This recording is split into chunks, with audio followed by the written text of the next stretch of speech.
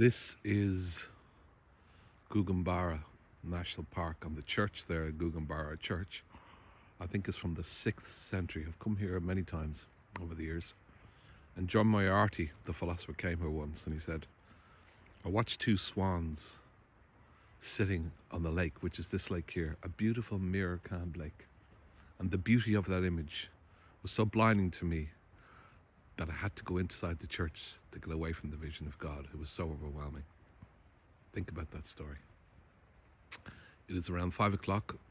It is perfect, still. You see the mists here just creeping over the mountains. And the colours and the stillness is only you find this at this time of year. This is the history of a church, of a landscape, of a people, all distilled into a singular image in this moment. Such a beautiful, beautiful place. And the colour and the hues of the bracken and the lichen and the heather mixed in the mountains there, the perfect reflection of the mirror still lake. You can see the mist reflected in the water here. And this church, can you imagine, this is the 6th century. That is nearly 1,500 years ago. I got my math right.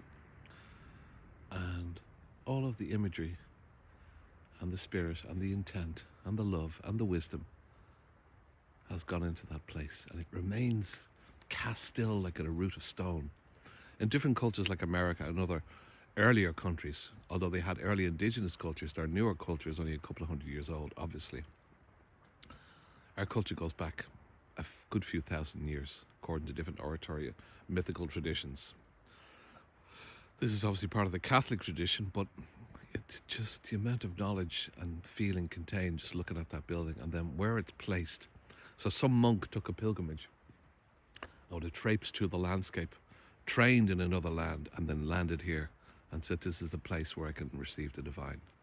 And you can see why. Look at it. Gouganbarra.